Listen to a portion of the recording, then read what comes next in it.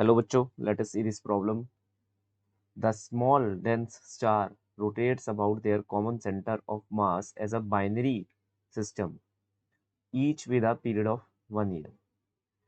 One star has mass double than that of the other star, while the mass of the lighter star is one third of the mass of the sun. The distance between the two stars is r, and the distance of the earth from the sun is capital R. Find the ratio of small r to that of capital R. तो हमारे पास यहाँ पर दो stars they रखे हैं, M1 और एक star है M2. आपस में ये दोनों r डिस्टेंस अपार्ट है, इन दोनों के बीच में r डिस्टेंस है, और ये अपने कॉमन सेंटर ऑफ मास के अबाउट घूमे जा रहे हैं. ठीक है, ये हमें दे रखा है, this is the centre of mass of the system and they are rotated about this centre of mass. मान लिया इसकी डिस्टेंस M1 की R1 है सेंटर ऑफ मास से, और M2 की क्या है, R2 है सेंटर ऑफ मास से. हमें यहाँ दे भी रखा है कि एक star has double than that of other star. ठीक है, जो एक स्टार का मास है वो दूसरे स्टार के मास से 2 गुना ज़्यादा है, तो ऑब्वियसली सेंटर ऑफ मास उसके पास पड़ेगा. ठीक है, और फिर दूसरे स्टार के बारे में बता रखा है कि जो हल्का स्टार है उसका जो मास है it is one third of the mass of the sun. Okay, keeping data side, सबसे पहले हम यहाँ पर क्या करेंगे, R1 R2 की वैल्यू एक बार निकाल लेते हैं. मेनली R1 की वैल्यू हम यहाँ पर निकालेंगे. ठीक है, तो क्योंकि ये सर्कल काटेगा अबाउट द सेंटर ऑफ मास, ये सर्कल काटेगा, दोनों ही सर्कल काटेंगे, लेकिन ये स्पेसिफिकली किसका सर्कल है, ये पहले वाले का सर्कल है. तो फर्स्ट की concept is mass moment, that is M1 R1 equal to M2 R2, and second one is R1 plus R2 should be equal to capital R, वो small R. From this I can say कि M1 की value हमें दे रखी है 2 times of M2, ये भी हमें याद रखना पड़ेगा. Okay, so R1 will be equal to M2 into R upon में M2 plus M1, that will be equal to M2 into R, 2 times of M2 plus M2, and M2 cut हो जाएगा, तो ये होगा हमारे पास 1/3 ऑफ R. तो R1 की value हमारे पास गाइज यहाँ पर निकल कर आ गई. अब क्योंकि ये सर्कुलर मोशन में around the centre of mass और इसके ऊपर जो ग्रेविटेशनल फोर्स लग रही है, it will be equivalent to the centrifugal force if we are seeing it from the pseudo frame of reference, or the you can say that to maintain the circular motion the gravitational force will be the only centripetal force. ठीक है, तो मैं ये कह सकता हूँ कि m omega square r will be equal to G M M upon में r स्क्वायर. दोनों के बीच में जो ग्रेविटेशनल फोर्स है वो नेसेसरी सेंट्रीपिटल फोर्स है ताकि ये अपना सर्कुलर मोशन बनाए रखे. अब वी नो कि that omega is 2 pi by T, where T is the time of rotation in the circle. तो यहाँ पर हम पहले मास की बात कर रहे हैं, तो M1 उसके लिए है डिस्टेंस R1 और टाइम पीरियड है लेट अस से T1, that should be equal to G M1 M2 upon में R का होल स्क्वायर. यहाँ तक हमने ये आंसर लिख लिया.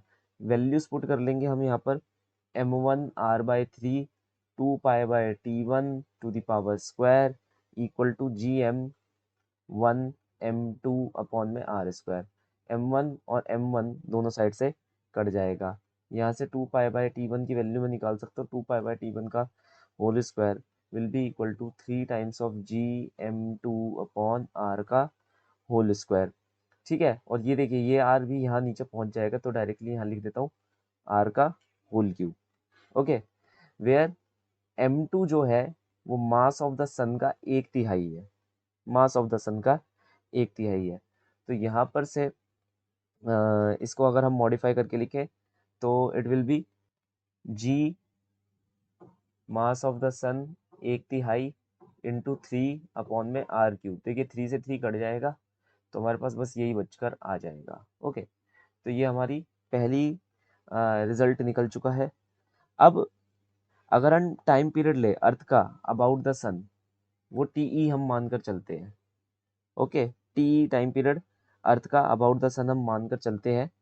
तो जो अर्थ है उसके लिए भी हम सेम यही इक्वेशन लगाएंगे. तो mass of earth omega of earth का whole square, that is 2 pi by T of earth का whole square into the RE which is radius in between, वो सॉरी हाँ रेडियस ऑफ द ऑर्बिट, तो sun और अर्थ के बीच में जो radius है वो.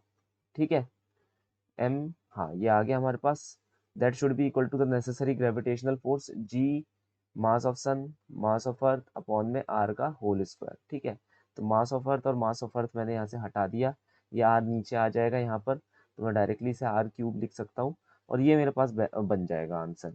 ये मेरी क्या बन जाएगी, सेकेंड इक्वेशन बन जाएगी। अब याद रखना, जो अर्थ का टाइम होता है वो होता है 1 साल का, 1 ईयर का, और यहाँ पर भी जो स्टार का सिस्टम है वो हमें दे रखा है कि उसका टाइम पीरियड भी क्या है, 1 साल का, मतलब ये एक पूरा चक्कर काटने में 1 साल लेगा ही लेगा। ठीक है, तो बेसिकली ये जो वैल्यू है यहाँ पर, ये वाली वैल्यू देख लो या ये वाली वैल्यू देख लो, क्योंकि हमें यहाँ पर दे रखा है कि भाई T1 1 साल है, तो ये दोनों वैल्यूज आपस में क्या है, सेम है। चाहो तो इनकी रेशो ले लो, चाहो तो डायरेक्टली लिख सकते हो। चलो मैं रेशो ले लेता हूँ, टेकिंग रेशो 1/2, आंसर आएगा 2 pi T of earth upon में 2, हाँ टी ऑफ अर्थ का होल स्क्वायर अपॉन में 2 पाई टी ऑफ 1 अपॉन में whole square, that must be equal to G mass of sun upon R cube upon G mass of sun upon small R cube, that is R cube upon R cube, और ये चीज़ हो जाएगी sir आपकी 1। ठीक है sir, तो ये R cube equal to R cube हो जाएगा, that is R is equal to R हो जाएगा। ये कह लो आर बाय आर की जो वैल्यू आ जाएगी वो कितनी आ जाएगी, 1 आ जाएगी। So the final ratio is coming about to be 1। Hope you understood well, best of luck.